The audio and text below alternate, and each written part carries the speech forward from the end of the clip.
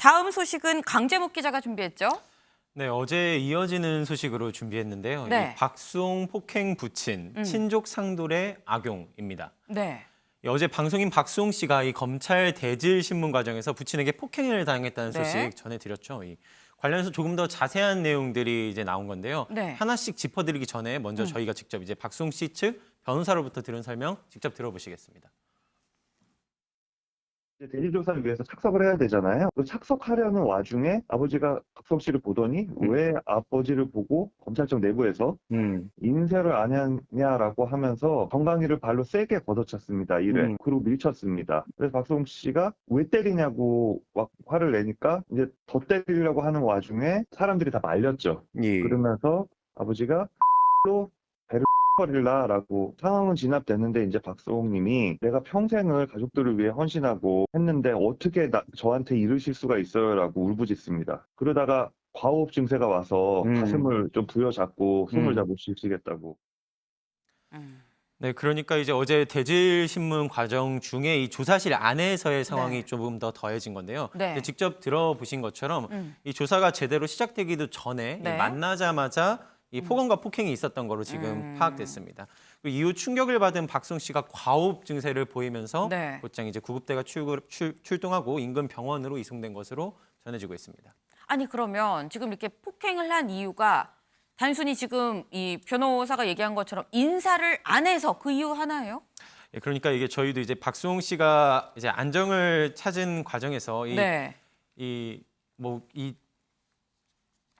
박수홍 씨의 부친이시죠. 부친이 하신 표현을 그대로 이제 좀 취재진한테 답을 한 내용을 그대로 전달드리면요. 네. 인사를 안 해서라고 말했고요. 1년 반 만에 부모를 만났으면 이제 인사를 해야 하지 않냐고 설명한 겁니다. 그리고 이제 또 덧붙여서 나이가 이제 80이 된 부모를 이런 데까지 불러서 이제 조사를 받게 하느냐며 그게 진짜 이유가 아닌가 예, 싶네요. 이제 극도로 흥분한 모습을 보이던 중에 이제 급박하게 상황이 좀 진행된 것으로 파악되고 있습니다. 그렇군요. 아니 근데 이 어제 우리가 전한 내용 중에서는 이 박수홍 씨랑 가장 친한 후배 개그맨이라고 하죠. 손원수 씨. 손원수 씨가 SNS에 신변 보호를 요청을 했는데 받아들여지지 않았다라는 글을 올렸었거든요. 예, 근데 신변 보호가 왜 받아들여지지 않은 거예요? 그러니까 그 정확하게 저희가 또 좀 취재를 해봤는데 네. SNS상에 그 이렇게 박수홍 씨 절친이시죠. 이렇게 관련된 글이 올라오긴 했는데 네. 결론부터 말씀드리면 공식적으로 이제 신변 보호 요청을 넣지는 않았다는 게 아, 변호인 안 측 했군요. 설명입니다. 원론적인 수준에서 안전에 대한 부분을 네. 배려해 달라는 정도의 얘기는 있었다고 이제 설명을 들은 건데요. 이제 실제 이제 앞서서 이 논란이 있던 기간 중에 네.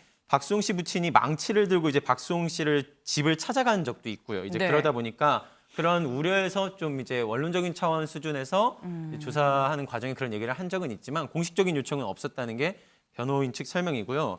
이제 다만 이제 이번 대질 조사 과정에서도 이제 참석하면서도 혹시 모를 상황을 대비해 가지고 이제 박수홍 씨로 하여금 이제 방검복까지 네네. 입고 이제 조사 과정에 참여하게끔 그런 얘기가 조치를 있었죠. 취했다 이런 얘기들은 파악되고 있는 중입니다. 일단 방검복을 입은 건 맞다라는 게 지금 박수홍 씨 측 변호인의 이 확인이 있었습니다.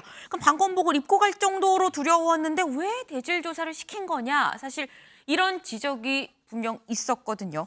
근데 민지수 기자, 보니까 검찰 쪽에서는 박수홍 씨가 싫다고 하는데도 우리가 억지로 시킨 게 아니다. 대질 조사를 뭐 이런 얘기를 하더라고요. 맞습니다. 이 검찰청사 안에서 폭행 사건이 일어난 만큼 검찰은 서둘러 해명 입장, 공식 입장을 냈습니다. 네. 먼저 박수홍 씨가 아까 변호인이 이야기하신 것처럼 검찰 측에 신변 보호를 요청한 적은 없다. 이것부터 사실관계를 밝혔고 네. 애초에 대질 조사가 이루어진 것고 이 박수홍 씨 측에서 피의자 측에 대한 보완 조사를 요청했고 가장 네. 효율적인 수단으로 대질 조사가 이루어진 거다.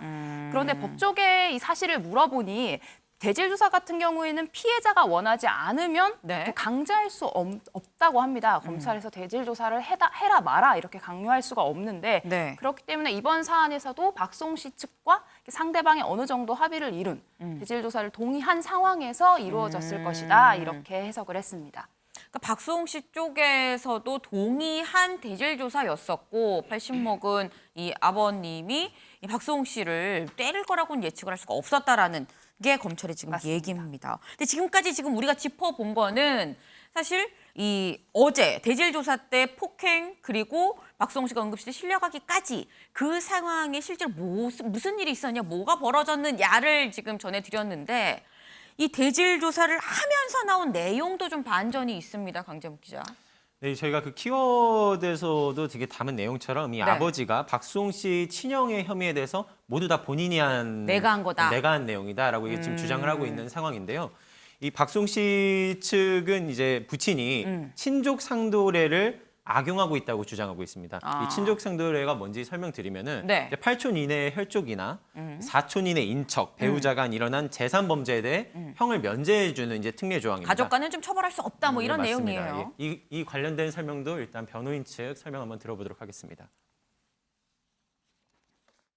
그래서 이제 박수홍 씨가 아버지에게 제 재산 관리를 전담하셨다라고 하시는데 제 인터넷 뱅킹 아이디랑 비번은 혹시 아셨습니까? 라고 여쭤보니까 너무 당당하게 난 그런 거 모른다라고 그러시더라고요. 그런 거는 형한테 심부름을 시켰을 뿐이지 전담 관리는 내가 했다. 라고 주장을 하시더라고요. 나는 아버지한테 어떤 자산 관리 상황에 대한 이야기를 들어본 적이 없는데요. 라고 그러니까 아버지가 내가 다 형을 시켜서 한 거다. 네, 나는 좀 특이한 좀 주장을 하셨어요. 즉 직계 가족인 부친이 이 친족 상도례 대상으로 처벌받지 않는 것을 노리고 있다는 분석이 이제 나오고 있는 상황인 건데요. 네. 이 부친의 주장이 받아들여지게 된다면 그 부분만큼 친형의 가해 금액은 또 이렇게 감해지는 거다 보니까 그렇죠. 형량 같은 경우도 줄어들 수 있다는 분석과 함께 네. 이제 이런 부분들을 노리고 있다. 그 전략적으로 소송 전략을 짜고 있다. 이런 분석이 나오고 있는 상황입니다.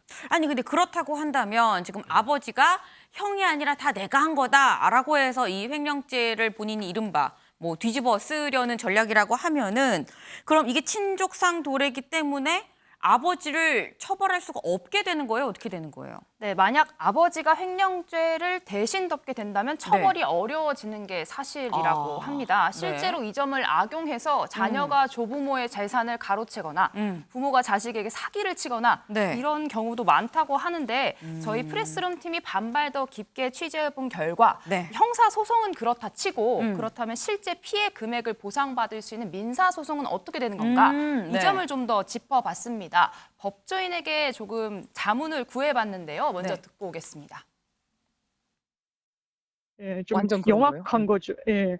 왜냐면 친족상도례가 강도랑 손괴 빼고는 친인척 간에는 이게 딱 범주화가 되어 있긴 하지만 부모 자식 간에는 어쨌든 고소를 할 수 없도록 돼 있는 부분이다 보니까 횡령죄를 그 아버지가 내가 뒤집어 쓰겠다, 내가 했다라고 해서 만약에 그게 인정이 돼버리면 박수홍 씨로서는 피해구제를 형한테 받긴 좀 어려워 보이는 부분이 있죠. 민사 재판부는 형사 민사가 같이 진행되면은 형사에서의 판결을 그러니까 함부로 배척을 못 하거든요. 그래서 투투백으로 진행되면 민사 판사님이 형사 판결 나올 때까지 그냥 길 추정해 버리거든요.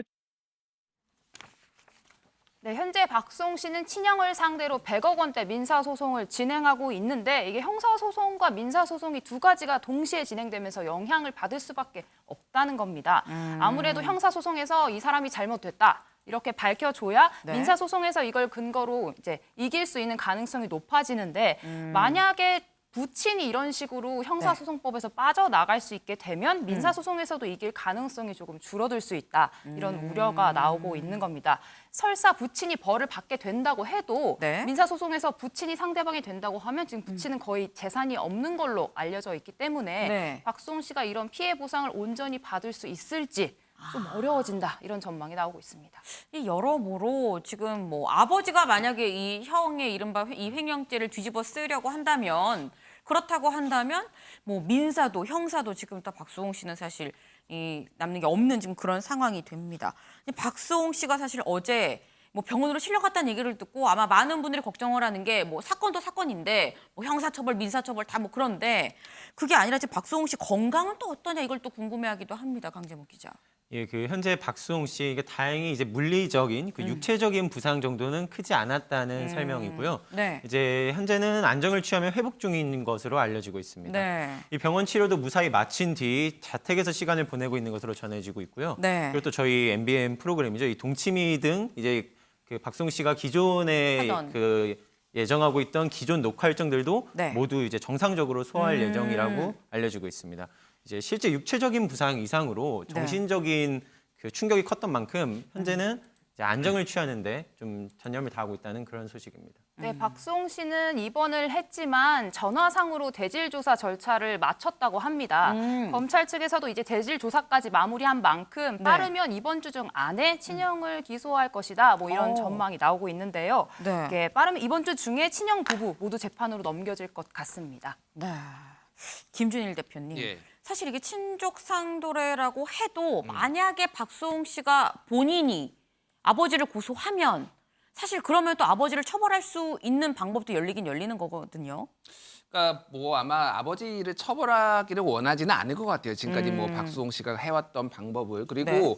이게 만약에 박수홍 씨 아버지가 내가 다 했다라고 주장한다고 해서 그게 다 받아들여지는 건 아니에요. 예를 들면은 뭐 음주운전을 부부가 남편이 했는데 아내가 내가 했다라고 주장한다고 해서 그쵸. 당시 CCTV나 증거들이나 그러니까 제일 중요한 건 돈의 흐름이거든요. 네네. 돈이 누구한테 가요? 누가 입출금을 하고 누가 지금 가지고 있는지. 근데 부친이 재산이 없고 형이 다 가지고 있으면은 이게 네네. 주장이 받아들여지겠냐는 거죠. 그러니까 이거는 이제 일방적인 주장이고 그 네. 결과는 좀 더 봐야 되는 거고. 네. 아까 전에 그 이제 대지신문 같은 경우에는 그건 검찰이 좀 더 세심하게 했었어야 되죠. 그러니까 강요를 하지 않았어도 대지신문 해야 됩니다. 그거 꼭 해야 됩니까? 원활한 수사를 위해서는 꼭 필요합니다. 그러면 좀 배려를 해주십시오. 좀 불안해합니다라고 얘기까지 이렇게 오갔을 거예요, 분명히. 네. 그럼 배려를 했어야죠. 방검복까지 입고 나온 사람한테 네. 이거 노인네가 달려들어서 뭐 바로 옆에 있었던 거 아니고 그러면은 시간이 걸렸을 거 아니에요. 그러면은 경호원 한 명 정도만 있었어도 이거는 막을 수 있는 건데 검찰이 완전히 이거는 그냥 아무런 조치를 안 했다가 한 거니까 저런 것들은 좀 시정을 할 필요가 있어 보입니다.